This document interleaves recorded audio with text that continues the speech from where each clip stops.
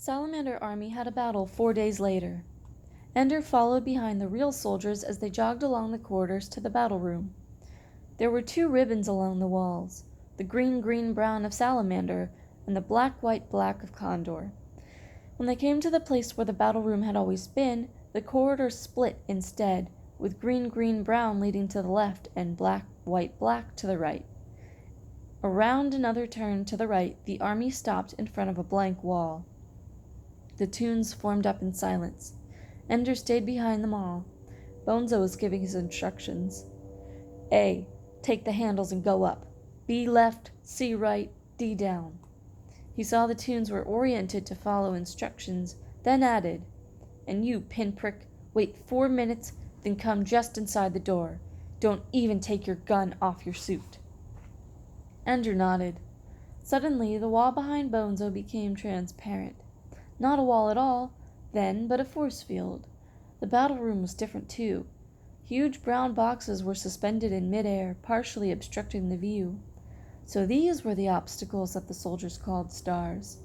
They were distributed seemingly at random. Bonzo seemed not to care where they were. Apparently the soldiers already knew how to handle the stars. But it soon became clear to Ender as he sat and watched the battle from the corridor that they did not know how to handle the stars. They did not know how to soft land on one and use it for cover. The tactics of assaulting the enemy's position on a star. They showed no sense at all of which stars mattered. They persisted in assaulting stars that could have been bypassed by wall sliding to do a more advanced position. The other commander was taking advantage of Bonzo's neglect of strategy. Condor Army forced the Salamanders into costly assaults. Fewer and fewer Salamanders were unfrozen for the attack on the next star. It was clear after only 4 minutes that Salamander Army could not defeat the enemy by attacking. Ender stepped through the gate. He drifted slightly downward. The battle rooms he had practiced in always had their doors at floor level. For real battles, however, the door was set in the middle of the wall, as far from the floor as from the ceiling. Abruptly he felt himself reorient as he had in the shuttle. What had been down was now up, and now sideways. In Nullo there was no reason to stay oriented the way he had been in the corridor. It was impossible to tell, looking up at the perfectly square doors, which way had been up. And it didn't matter. For now, Ender had found the orientation that made sense. The enemy's gate was down. The object of the game was to fall toward the enemy's home. Ender made the motions that oriented himself into his new direction. Instead of being spread out, his whole body presented to the enemy, now Ender's legs pointed toward them. He was a much smaller target. Someone saw him. He was, after all, drifting aimlessly in the open. Instinctively, he pulled his legs up under him. At that moment he was flashed, and the legs of his suit froze in position. His arms remained unfrozen, for without a direct body hit, only the limbs that were shot froze up. It occurred to Ender that if he had not been presenting his legs to the enemy, it would have been his body they hit. He would have been immobilized. Since Bonzo had ordered him not to draw his weapon, Ender continued to drift, not moving his head or arms, as if they had been frozen too. The enemy ignored him and concentrated their fire on the soldiers who were firing at them. It was a bitter battle. Outnumbered now, Salamander Army gave ground stubbornly. The battle disintegrated into a dozen individual shootouts. Bonzo's discipline paid off now, for each salamander that froze took at least one enemy with him. No one ran or panicked. Everyone remained calm and aimed carefully. Petra was especially deadly. Condor Army noticed it and took great effort to freeze her. They froze her shooting arm first, and then her stream of curses was only interrupted when they froze her completely and the helmet clamped down on her jaw. In a few minutes it was over. Salamander Army offered no more resistance. Ender noted with pleasure that Condor could only muster the minimal 5 soldiers necessary to open the gate to victory. 4 of them touched their helmets to the lighted spots at the 4 corners of Salamander's door, while the 5th passed through the force field. That ended the game. The lights came back on to their full brightness, and Anderson came out of the teacher door. I could have drawn my gun, thought Ender, as the enemy approached the door. I could have drawn my gun and shot just one of them, and they would have been too few. The game would have been a draw. Without 4 men to touch the 4 corners and a 5th man to pass through the gate, Condor would have no victory. Bonzo, you ass. I could have saved you from this defeat. Maybe even turned it into a victory, since they were sitting there, easy targets, and they wouldn't have known at first where the shots were coming from. I'm a good enough shot for that. But orders were orders, and Ender had promised to obey. He did get some satisfaction out of the fact that that on the official tally Salamander Army recorded, not the expected 41 disabled or eliminated, but rather 40 eliminated and 1 damaged. Bonzo couldn't understand it until he consulted Anderson's book and realized who it was. I was only damaged, Bonzo, thought Ender. I could still shoot. He expected Bonzo to come to him and say, next time when it's like that, you can shoot. But Bonzo didn't say anything to him at all until the next morning after breakfast. Of course, Bonzo ate in the commander's mess, but Ender was pretty sure the odd score would cause as much a stir there as it did in the soldiers' dining hall. In every other game that wasn't a draw, every member of the losing team was either eliminated, totally frozen, or disabled, which meant they had some body parts still unfrozen, but were unable to shoot or inflict damage on the enemy. Salamander was the only losing army with 1 man in the damaged but active category. Ender volunteered no explanation, but the other members of Salamander Army let it be known why it happened. And when other boys asked him why he hadn't disobeyed orders and fired, he calmly answered, I obey orders. After breakfast, Bonzo looked for him. The order still stands, he said, and don't you forget it. It will cost you, you fool.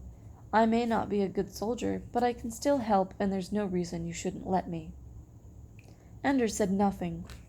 An interesting side effect of the battle was that Ender emerged at the top of the soldier efficiency list. Since he hadn't fired a shot, he had a perfect record on shooting, no misses at all. And since he had never been eliminated or disabled, his percentage there was excellent. No one else came close. It made a lot of boys laugh, and others were angry. But on the prized efficiency list, Ender was now the leader. He kept sitting out the army practice sessions and kept working hard on his own, with Petra in the mornings and with his friends at night. More launchies were joining them now, not on a lark but because they could see results. They were getting better and better. Ender and Eli stayed ahead of them, though. In part, it was because Eli kept trying new things, which forced Ender to think of new tactics to cope with them. In part, it was because they kept making stupid mistakes, which suggested things to do that no self-respecting, well-trained soldier would even have tried. Many of the things they attempted turned out to be useless, but it was always fun, always exciting, and enough things worked out that they knew it was helping them. Evening was the best time of the day. The next 2 battles were easy Salamander victories. Ender came in after 4 minutes and remained untouched by the defeated army. Ender began to realize that Condor Army, which had beaten them, was unusually good. Salamander, weak as Bonzo's grasp of strategy might be, was one of the better teams, climbing steadily in the ratings, clawing for 4th place with Rat Army. Ender turned 7. They weren't much for dates and calendars at the battle school, but Ender had found out how to bring up the date on his desk, and he noticed his birthday. The school noticed it too. They took his measurements and issued him a new Salamander uniform and a new flash suit for the battle room. He went back to the barracks with the new clothing on. It felt strange and loose, like his skin no longer fit properly. He wanted to stop at Petra's bunk and tell her about his home, about what his birthdays were usually like. Just tell her it was his birthday so she'd say something about it being a happy one. But nobody told birthdays. It was childish. It was what landsiders did. Cakes and silly customs. Valentine baked him his cake on his 6th birthday. It fell and it was terrible. Nobody knew how to cook anymore. It was the kind of crazy thing Valentine would do. Everybody teased Valentine about it, but Ender saved a little bit of it in his cupboard. Then they took out his monitor and he left, and for all he knew it was still there, a little piece of greasy yellow dust. Nobody talked about home, not among the soldiers. There had been no life before the battle school. Nobody got letters, and nobody wrote any. Everybody pretended that they didn't care. But I do care, thought Ender. The only reason I'm here is so that a bugger won't shoot out Valentine's eye, won't blast her head open like the soldiers in the videos of the first battles with the buggers, won't split her head with a beam so hot that her brains burst the skull and split out like rising bread dough, the way it happens in my worst nightmares, in my worst nights, when I wake up trembling but silent. I must keep silent or they'll hear this. They'll hear that I miss my family. I want to go home. He was better in the morning. Home was merely a dull ache in the back of his memory, a tiredness in his eyes. That morning Bonzo came in as they were dressing. "Flash suits," he called. It was a battle, Ender's fourth game. The enemy was Leopard Army. It would be easy. Leopard was new, and it was always in the bottom quarter in the standings. It had been organized only 6 months ago, with Pole Slattery as its commander. Ender put on his new battle suit and got into line. Bonzo pulled him roughly out of line and made him march at the end. "You didn't need to do that," Ender said silently. "You could have let me stay in line." Ender watched from the corridor. Pole Slattery was young, but he was sharp. He had some new ideas. He kept his soldiers moving, darting from star to star, wall sliding to get behind and above the stolid salamanders. Ender smiled. Bonzo was hopelessly confused, and so were his men. Leopard seemed to have men in every direction. However, the battle was not as lopsided as it seemed. Ender noticed that the Leopard was losing a lot of men, too. Their reckless tactics exposed them too much. What mattered, however, was that Salamander felt defeated. They had surrendered the initiative completely. Though they were still fairly evenly matched with the enemy, they huddled together like the last survivors of a massacre, as if they hoped the enemy would overlook them in the carnage. Ender slipped slowly through the gate, oriented himself so the enemy's gate was down, and drifted slowly eastward to a corner where he wouldn't be noticed. He even fired at his own legs to hold them in the kneeling position that offered him the best protection. He looked to any casual glance like another frozen soldier who had drifted helplessly out of the battle. While Salamander army, waiting abjectly for destruction, Leopard obligingly destroyed them. When Salamander finally stopped firing, Leopard had 9 boys left. They formed up and started to open the Salamander's gate. Ender aimed carefully with a straight arm as Petra had taught him. Before anyone knew what was happening, he froze 3 of the soldiers who were about to press their helmets against the lighted corners of the door. Then some of the others spotted him and fired, but at first they hit only his already frozen legs. It gave him time to get the last 2 men at the gate. Leopard had only 4 men left unfrozen. When Ender was finally hit in the arm and disabled, the game was a draw, and they never had hit him in the body. Pole Slattery was furious, but there had been nothing unfair about it. Everyone in Leopard Army assumed that it had been a strategy of Bonzo's to leave a man till the last minute.